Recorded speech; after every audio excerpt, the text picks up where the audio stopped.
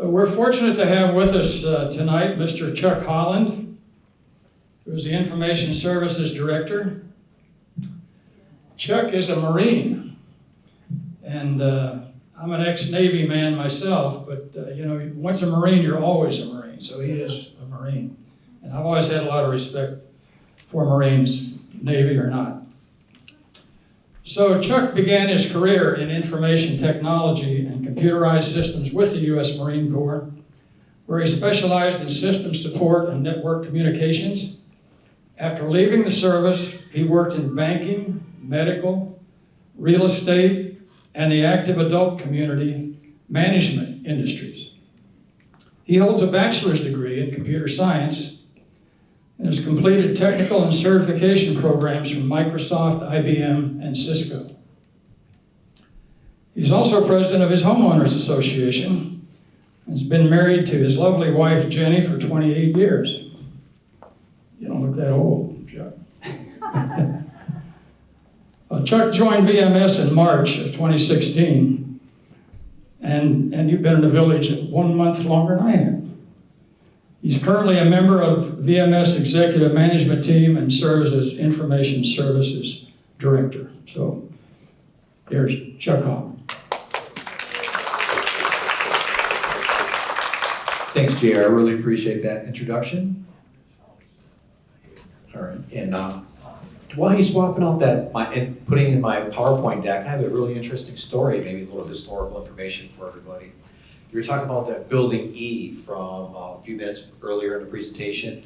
That building E has been around for such a long time. A lot of people don't realize that that used to be your old customer services department back in the 70s and 80s. Where is it? That building E is up by the maintenance yard where the old security offices used to be. Behind the stables. Right, yeah, right behind the stables, right? That's actually where the customer service building was. And the reason why I know that, as you mentioned, I was in the service and I've been working on computers and information technology for a long time. And I was actually in that building because they used to run an AS400. If you don't know what that is, I'm sure so many folks know what AS400 is. And your old customer service department used to run an old IBM AS400 that did all their ticketing. And then even back then, they were complaining about the shape that building was in, that building was actually a construction building that was built on top of that parking lot over there without a foundation. And I thought it was really funny until somebody pulled up the carpet and you could still see the asphalt with the parking lot stripes right on the floor underneath the carpet. And that's how old that building was. This was back in the time back before the community center building we had. There was the old administration building where the San Sebastian is now. Your old administration building used to be over there many years ago, around 2000, around the year 2000 or so. So even though I've only been working officially here in the capacity of Information Services Director for about 5 years, I'm intimately aware of the community and know a lot about the history. So very, very interesting stories I have. Chuck? Yes. People are having a hard time hearing you. Okay, let me see if I can get the microphone. Can you see me better, hear me better? Any way you can turn me up? No? All right, I'll try doing a better job of speaking clearly. All right, so as JR had mentioned, my name is Chuck Holland, and I'm the Information Services Director. And people are wondering, well, what is an Information Services Director? So see if we can, there we go. Yes, so what is information services? Well, I've done many different things while I've been here at the community. I've been working with broadband, with the internet, with IT, with customer services, but here's the areas that I'm focusing in on now, right?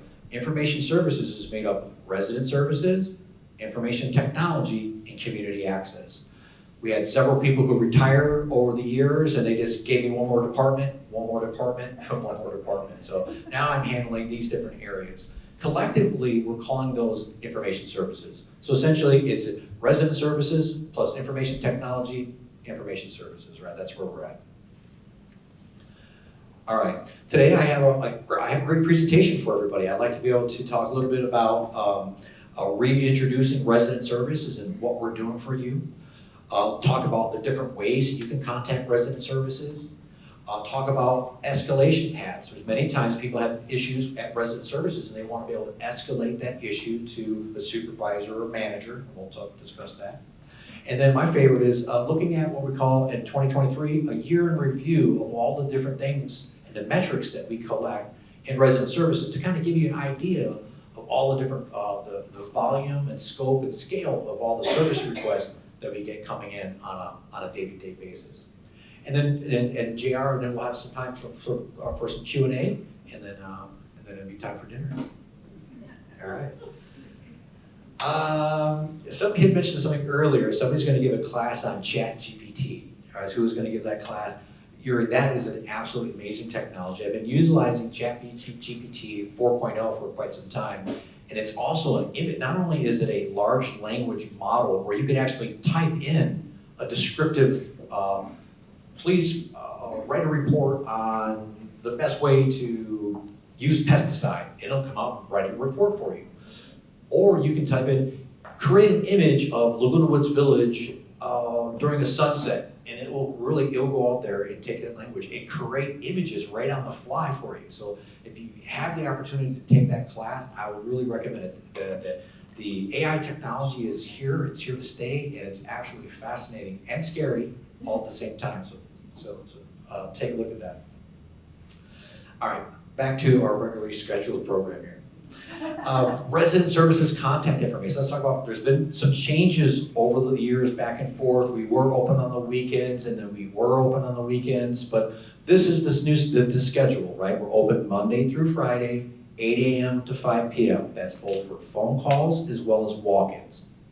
It was at a point in time that we were working on Saturdays just for phone services, but since we haven't did that since around COVID, when we shut down for COVID, we just changed the schedule just Monday through Friday. Now, there's a couple different ways that you can contact resident services. Obviously, we have our main phone number, which is obviously 597-4600. You can also email resident services at that email address right there. Plus, you can also look at various information, contact information on Laguna Woods Village. And I want to show you a couple of different things on the website that maybe you are not familiar with, but may be helpful. In the upper left-hand corner, right over here, if English is not your first language, if you have a different language, there are several different languages that if you change that area over there, it will do a decent job of translating the website. Not the documents, but some of the important information. It can help translate for you. We have things, a couple different versions of Chinese, we have some Korean, Spanish, Japanese, etc., etc. Other area here is if you need contact information, if you click on Contact Us, there's 100 different phone numbers. Each of the different departments has their telephone number there, so you can definitely take a look at that. And then if you want more information about how to register your guests online and create some guest pass, you click on this link right here. But this right here is, I want to point this one out here for you right here. This login right here, this will take you to your resident portal. In that resident portal, you use your email address that you have on file with resident services. You're able to log in. You can print account statements. You can pay your assessments online. You can pay your chargeable services. You can see your vehicles that are registered. You can see your emergency contact information. And let's see what else is out there. And your service order history. You can see your service. You can submit a service order request, and you can see your service order history on that resident portal. Again, I really recommend. It's really simple. You just have to register one time, set your password, and then you're able to look at that. And also, here is a new. Let me see here. Here is a new feature as well. So I know some of this is a ADA tool here. Some of our folks out there who have who are vision impaired. The people who want to listen to the audio portions of the website, or they want to see different colors, you have the ability to click on this link right here, and there's lots of different adjustments out there that may be helpful for some of our neighbors that may need help. So again, most important thing here is that contact us. All right. So what does resident services do? I have to tell you, there's a lot of things that we're doing down there. Not all customer service agents are the same, right? What we have is our business office front counter. If you have not been down to resident services for a while, we have Rebecca at the front desk now. She's a very, very lovely person. She's there to help you check into the kiosk system, direct you wherever you need to go, and try helping you get you to the right location without you having to waste your time waiting in line. We want to try making sure we identify your needs right up front, and she'll walk you to where you need to go, right? But she's handling all different kinds of stuff, right? We have creating work orders, checking voicemails, looking at keeping the calendar of events for all the different gate access, different events that are taking place, right? So then we have really the front office, right? And that's also our front counter people. You know, the windows that you check in at the kiosk, you have your front windows. That's pretty much all of these, what they're doing over there, right? Right. Then in the back side over there, we have a call center. You may not know that, but behind that, those 9 windows up front, there's a call center back there. And we have anywhere between 8 and 10 people who are answering those phones back there. We have 2 of them who are dedicated for broadband services phone calls, because we do help you with your cable TV. If you have problems with cable TV, that's where the broadband agents sit. Now, if you have problems with internet access, that's West Coast Internet, and they have a different number. And guess what? That number is on that contact us button that we showed earlier. Need to get a hold of West Coast Internet. You hit contact us, and you'll see their contact information is there.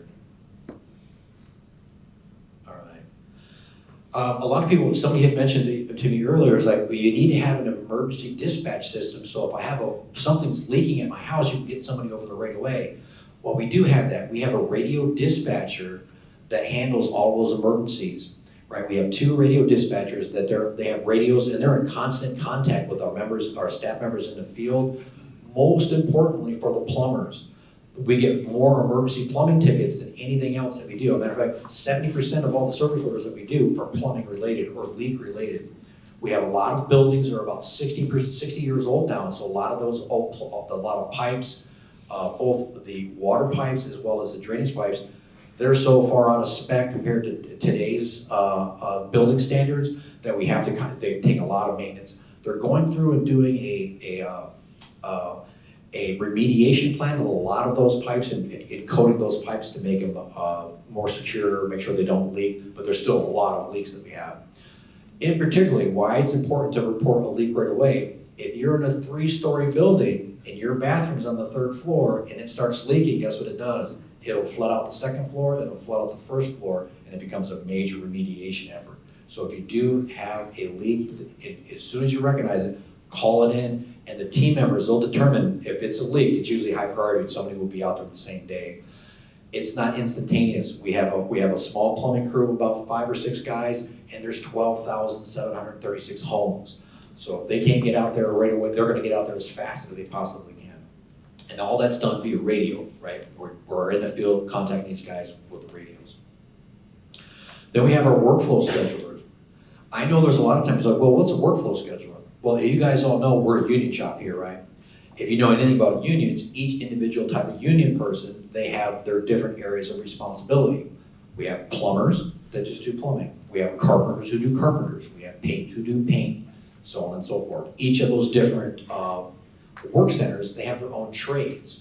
And so we hear a lot of this, hey, I had a leak, but it took 5 guys to come out to fix the leak. Well, that's not necessarily true. They sent the guy out to fix the leak, then you fix out the guy who replaces the carpet and the flooring, then you send out the guy who does the painting, and then you send out somebody who does the follow-up and or the quality assurance. So it's not that our guys can't do all that work, it's just broken up into different departments, so it takes multiple trips to get a lot of that work done. By and large, we do about 100,000 work orders a year. About 70,000 of those work orders it's a one-time deal. But it's the leaks, it's the moisture intrusion that's the problem, because it can impact multiple units, it takes multiple work centers, and it takes a lot longer to get done. But that's what our workflow schedule does. He works with all the work centers to make sure that the moisture intrusion guys will do the dry down, and then the guys will come in and do the, somebody will come in and fix the leak, somebody will come in and do the dry down, somebody will come in and do the demo, somebody will come in and do the carpentry work, and then the paint, and then ultimately deal with the insurance company if it's an insurance claim. So that's that person that's here. And then we have our administrative coordinator. With the volume of work that we do, I'll get to some stats later, it takes a lot of coordination. We have a manager who's been with us for about 5 or 6 years and 2 really tough supervisors. Our managers come from us. She comes from a very, she has an extensive experience in call center management, and we're very happy to have her. We have one of our supervisors that she's been working here for a long time. She grew up in the maintenance field, so she's been working with the maintenance team forever and a day. So she helps, she's like our liaison with the maintenance operation. And then we also have our other supervisor, Alma, and she comes from us from, I want to say, Cox, she's on the cable TV side, so she ran a cable TV call center, so she came from us from a cable TV operator. So and she helped manages all of our phone calls for broadband services. So it's not that we have a lot of people, we have a very few people who do a lot of different things. As like everybody else is having right now, staffing and recruiting is very challenging, right? We have plenty of openings downstairs. We're always looking for people to come help us out. We do take part-time residents. We have a part-time resident position at the front counter. There are part-time resident positions that are available. Check with the Human Resources Department, and if you're interested in working at the front desk, we might be able to help you out. All right, so resident services escalation paths, right? Most everybody that you're going to deal with is really level one, the people that you're calling on the phones, right? And then our front counter agents. This is what we call our CSR level one. When we recruit and hire, we train these people for a couple weeks, get them on the phones, and over time, maybe 6 to 8 months, eventually they will move over to a level two, right? Level two, you need more experience. This is where your dispatch and workflow schedulers are at.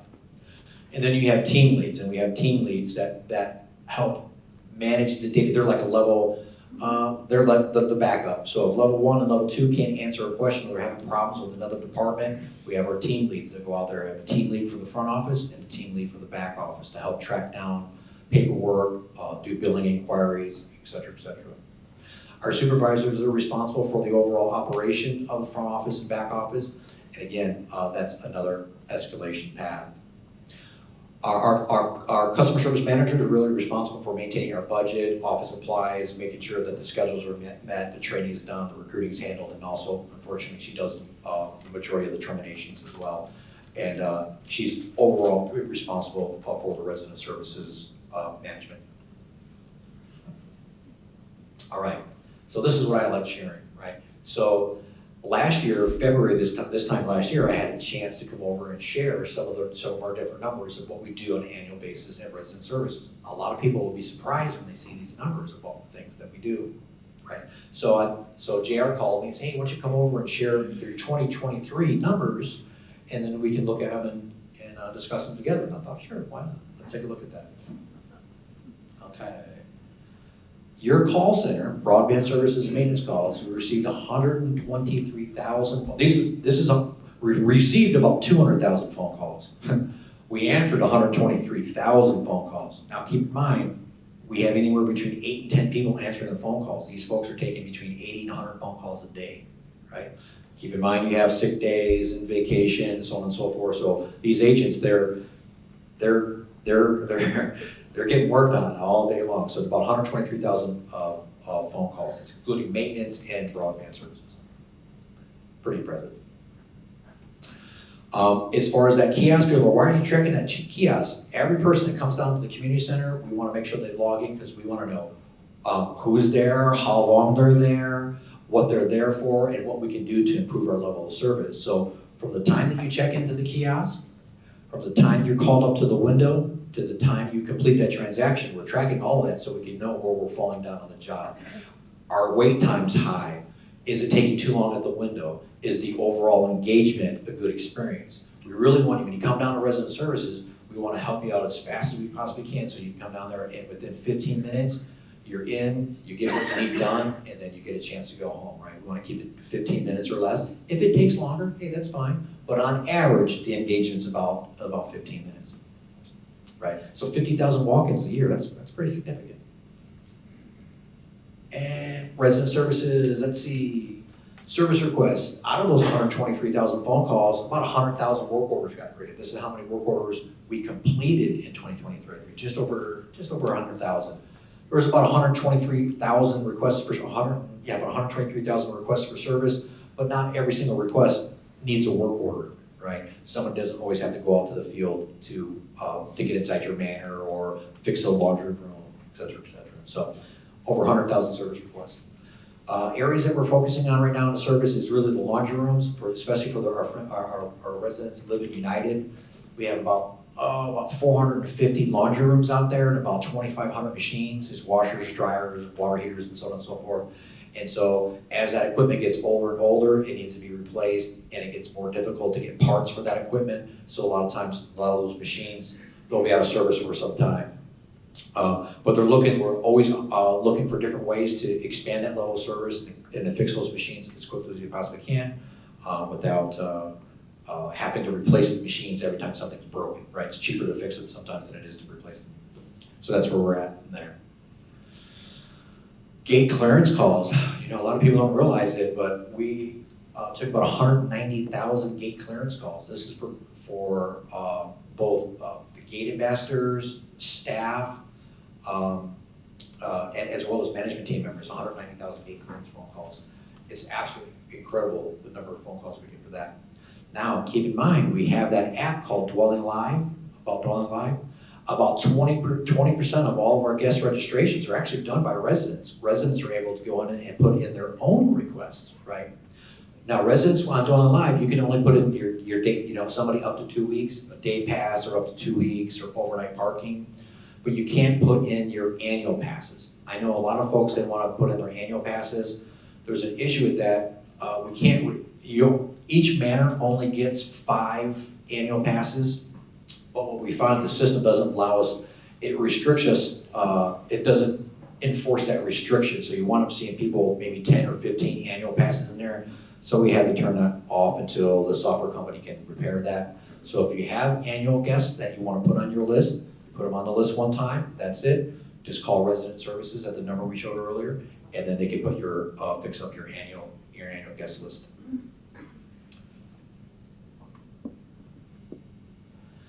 So with those 190,000 phone calls, we registered 270,000 guests last year. 270,000 guests. It's pretty amazing. Again, about 20% of those residents were able to do on their own. Our residents are registering anywhere between 5,000 and 6,000 guests per month. Now, these are guest registration. When you have a guest and you print off their pass and they go to the gate, that's a gate clearance, right? So many of these folks, we've had 1.2 million guest check-ins last year. These are people at the gates. You know those Dwelling Live passes with the barcodes on them? They're scanning those passes in. If it's a day pass, they're checking you in on that kiosk. 1.2 million guest check-ins last year. I thought that's quite a bit. But here's the real kicker. 13 million vehicle entries. As you know, as we get better and better at tracking this information, we have about 12 gates throughout the community. Many of those gates have 2 lanes or 3 lanes, right? So every single one of those gate barrier arms has a counter on it. Every time a car goes through that gate barrier arm, we're getting a count of those, right? People say, that's crazy, John Wayne Airport is only getting 10 million visitors per year. Yeah, well, we're doing 13 million. Now, keep in mind, these are residents, these are guests, these are staff vehicles, this is all the traffic coming in and out of the gates, Trucks. Right, yeah, and trucks, trash trucks we have over there as well. These are all, every single time the gate arms have been operated. And you're in your the big one nowadays is Uber and Lyft. That's getting really popular in the community as well. What happens at gate 5? Great question. People say, what happened with gate 5? So the middle lane, you gotta know, the middle lane at gate 5 broke down. So the underground ground loop broke down over there, and so it took them a while to figure out what that was. So they fixed the ground loop there, and got the lane broke. And as soon as they fixed that ground loop, the guest lane, the gate barrier arm, the motor burned out. And so they wound up taking the gate motor from the middle lane and put it into the gate 1 to keep gate 1. You can't close down gate 1. So that gate arm, it's from, it was ordered from Switzerland. The motor is from Switzerland, and it's on back order, and we're waiting for it to get shipped over here. But it's an on-demand kind of piece of equipment. It's not easy to get. We're doing a better job. We're going to have to order a lot of that equipment and keep some of that equipment and keep it in the warehouse. So when we do have failures like that we have the ability to swap them out quicker. But the problem is if we buy equipment and we put it in a warehouse, then the warranty runs out, and then you're sitting there on equipment with no warranty. So it's a fine line. So that equipment's been on order for weeks now, Jurgen, and we're hoping to get that thing up and running sooner than later. Here's why that's really important. Looking at that, you can't really see here. Let's take a look. Here's all your different gas lanes. So we have, the reason why I know there's 13 million vehicle entries is because I look at January through December of 2013. We're tracking every single gate lane, right? And you can see, here's your top gates, right? Look at gate 1, resident lane, 1.4 million entries, right? You can see over here, gate 2, resident lane, 1.1 million entries, right? And then gate 5, lane 1, 1.2 million entries. That's just one lane. So it's incredible. So 13, did I get it right? Yeah, 13,165 entries into those gates. Now, yeah, we have a problem over here. We're missing gate 14, resident lane. That's got a bad part in there. I didn't realize that today, but that counter's not working, and we're gonna fix that thing right away. You got a blowout over there. Now, the gate 14 lanes, they're not as busy as the other gates. You know, gates 1, 5, 2, those are the ones that are really big. Okay. Right. All right, so people always ask me, I don't believe you don't have those, you're getting 13 million vehicles per year. Oh, I got the numbers. So, all right, so I just want to just come over and just kind of talk a little bit more about, okay, at resident services, what are your objectives? What are you guys always working on? What are you trying to do? And it's really, really simple.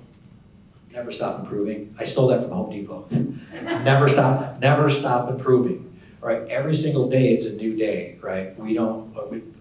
Every day is a new day to make sure that our team members are doing the best job they possibly can with the resources they have, first and foremost for the residents and for you. What we try doing, we're trying to find new ways to use artificial intelligence, to use different automations, to use paperless systems, because we don't want to expand the number of employees that we have here. We want to use computer systems, right, to be able to automate a lot of these things, so we don't have to hire more people. We can become more efficient. And for the main reason why is to keep assessments down. Number one thing the reason why we want to have the most efficient operation we possibly can is so your assessments don't go too high, right? So we're always looking for innovative ways to introduce new technology and new features to help with our community. Something new, if you haven't noticed, now during peak periods, by the way, peak periods, resident services are on Monday. If you call it Monday, and from 10 to 1, you're gonna have a longer hold time, right? But if you call Tuesday, Wednesday, Thursday, or Friday, hold times aren't as bad.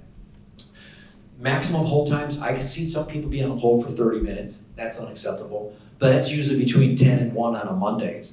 If you on average, out of the 15,000 or so phone calls that we get on a monthly basis, the average hold time is less than 4 minutes. The average. Now on Mondays, I know you can be on the phone for 20 or 30 minutes, but on average, those phone calls are less than 4 minutes. So we're always trying to find different ways. We have a new feature out there, when there is peak time and the hold times are longer than 4 minutes, now you're offered an option for a callback. It'll say, would you like to hold your place in line? You'd like another phone call, hit 1, whatever the number is. You'll punch your telephone number in there and somebody will call you back. So It works. It works. And did you guys see the article in the Globe last week? We don't really get very much kudos. They have letters to the editor of the Globe where somebody actually said that same thing at work, right? I had a problem, I called up, I never expected anybody to call me back, but lo and behold, somebody called me back and my plumbing issue was resolved. So it does work. And last month we did about 1,000 callbacks last month. So we got that up and running in November last year. We're doing about 300 or 400 because of the rain. The rains last month was crazy. So hold times were longer than normal because of the rain. So we did about 1,000 callbacks. Why is that important? I'd rather have somebody put that number in there and then go about their day-to-day business and wait for the phone call back than sit there and have to wait on, during a long hold time, to sit there and wait on the phone for 20 or 30 minutes. Just leave your number, we'll call you back. Also, what it takes downstairs is it's a resident services. These are all young people. Many of these people, they probably never even owned their own house before. we're getting these people at 20 years old, 21 years old, 22 years old, and so it's a high turnover down there. So every once in a while, we'll have a situation where we'll lose a lot more people, and that will impact hold times and your call quality. Right now, we got a good crew down there. We only have a couple vacancies, but they're all pretty new. We got 3 or 4 brand new people down there. So we'll get them trained up as fast as we possibly can. So they're doing a great job for you guys. But again, never stop improving, right? So with that being said, that kind of concludes my slide deck, and I'd be more than happy to answer any questions we can. Maybe what we can do is I'll grab this mic and you can, so we're recorded. One more thing, Jared. So everybody, this is Cole. He's from TV6. Hi, Cole. Say hi. All right. Thanks for coming over and taking this for us. Thanks, guys. Any questions? Wait on me for the mic if you have a question, because we are being recorded. I have a follow-up question regarding gate 5. Gate 3, I was trying to look at the numbers, has 3 lanes and way lower volume. Why don't you take one of those lanes off? Oh, we can. We see, we already did that. We're robbing Peter to pay Paul. It's not a bad idea, but it will just, everybody knows that gate 5 lane's broken, because if we chew it to gate 3, they're like, oh wow, this gate's broke down too. So it's fair enough. We did that. We have done that before. But the best idea is to just have one of those units on standby, because periodically somebody just completely takes them out, right? They'll run right over. That happens. Hi, Mr. Rader, how you doing? Hi, Chuck. Chuck, is it too early for you to give us a preview of some of the efficiencies and new types of features that new software will provide us in the future? Well, a lot of so a good thing, there's a couple projects that we got working on right now for your benefit. The one that's gonna be probably the one that's gonna be most visible to you is we're replacing the community website. The existing website's, it's so difficult to use. We got a lot of negative feedback from that, so we're creating a new website that's gonna be a little bit more user-friendly for everybody. That'll be the most visible thing. But we're also working on a back-end business system. A lot of the current technology we have right now, our primary core financial system and our core service order management system, those systems are 20 years old. A lot of those systems have been in place before smartphones even existed. So a lot of them are no longer supported by Microsoft or Microsoft products. Microsoft's no longer supporting these older systems. And so we're moving to a new cloud-based system. It's a Microsoft system called Microsoft Dynamics 365. But for you, for our residents, you won't be able to see that. This is a back-end system. Will help us with handling a larger call volume. This will allow us to be able to handle emails more efficiently.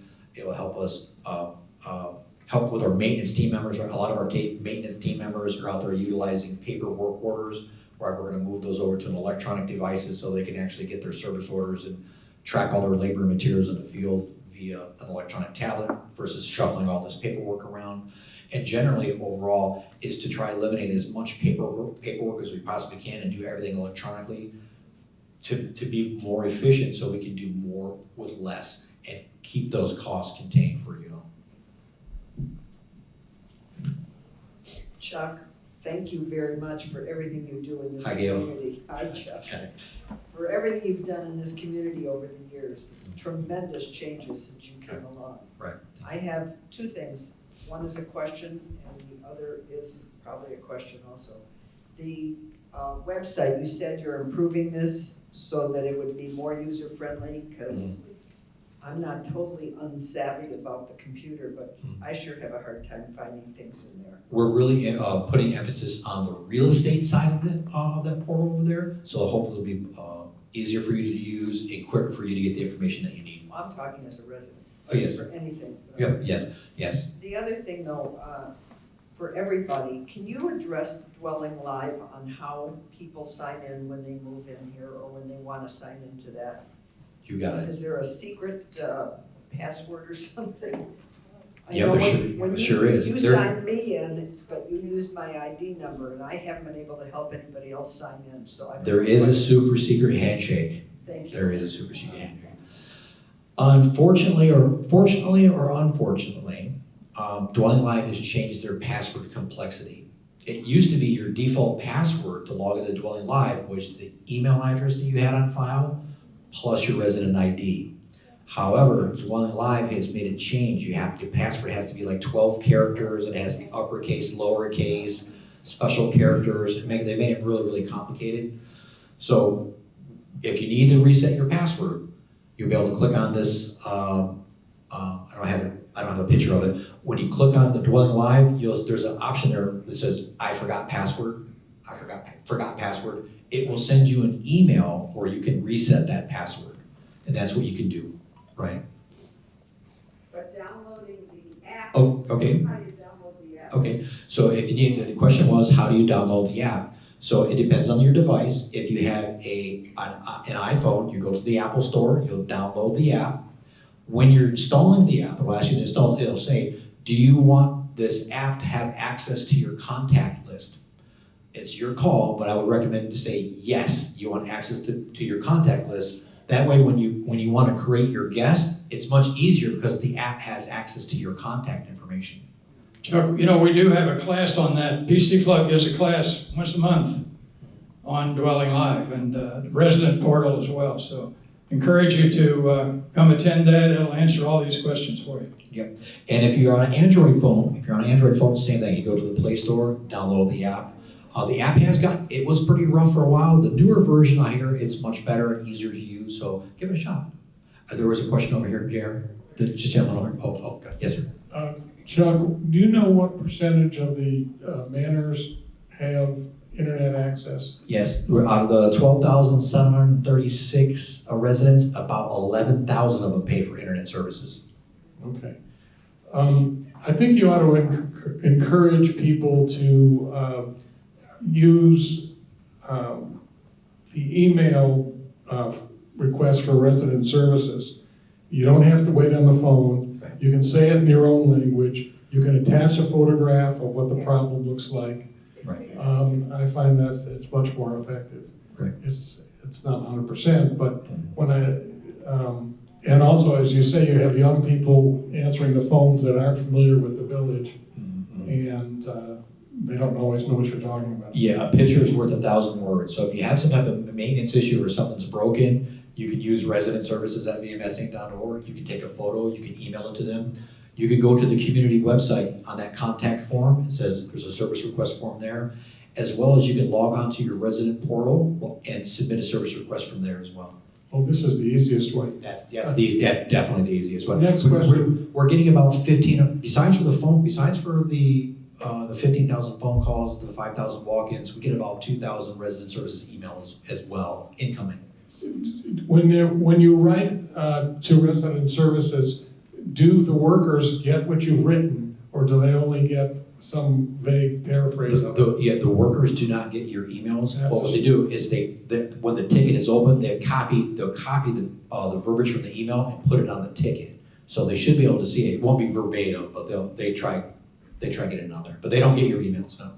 Because sometimes what happens is when we get emails, a lot of times it's not a single issue. It will be multiple issues in a single email, so we gotta break it out and create multiple tickets. That means they don't get the picture though. Right, that does mean that. But if there is pictures, they do upload those pictures to the tickets. They do get those. Yeah, hold on, we have a question. Oh, back here, 1 second. Yes, ma'am. I don't speak English well, I hope you understand. I do. First, I have two questions. First, when I move in, I have to fix the commode. They have to come and turn off water and on. And they charge $40.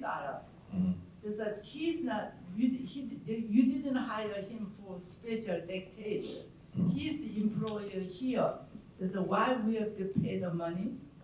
Second, you have only one internet service company, but they're not that good. And ours is so slow every time I plug in and on and off. So why we cannot hire somebody like a Verizon mobile from outside? No, the great question. So the question is like I had to get the water turned off. I had to turn off the water in my building, and it cost $45. It really depends on where you live at, if it's United or Third. And another reason, it depends on where you live at as well, because some of the 3-story buildings, each of the individual manors, they don't have their own water shut off, so they have to come off and they have to turn off the water for the whole entire building. I'm suspecting that's what they do, and there's a service charge for that. Because they just can't turn the water off just for you, they have to turn it off for the whole building, and there's a service fee for that. I apologize for that. No, next question, internet services. So internet service, we use West Coast Internet now, right? They bring in AT&T circuits from the outside world. If you are having problems with your internet services, there's 4 tiers of service. If you're only paying the bottom tier level service, $25, you're not really gonna get the best experience. But if you go with the mid-level or a high-level services, you can get up to, I think, 500 megabyte connection, and it's very, very much more affordable than Verizon. Now, the broadband services team, they are out there shopping around and looking to bring in other providers into the community. But before they can do that, they have to do infrastructure project first, right? They have to put fiber optic cabling into the streets, and that's very, very expensive. So they're analyzing that now to bring you different options for internet. Now, keep in mind now, the industry's changing very, very fast. You guys heard of 5G? 5G is gonna change everything. You won't even need to have internet at your house. Essentially, your phone, as soon as you walk into your house and you have 5G on your phone, all your devices will connect to your phone for internet. That's changing. The internet, the way we're doing internet is gonna change a lot. So, but I digress. If you have, I would suggest, if you're having slow services for internet, get to the next tier level because they have plenty of bandwidth out there. Chuck, I got a question on Dwelling Live. What Yes. is all the gibberish that's in that one section? At least when I open mine. Oh, I'm sorry. What is all the gibberish on the Dwelling Live website? It's got gates and names and all that down there. Have you seen that? The gates and names, so at the very bottom of your site, it just shows you, And all there's just stuff.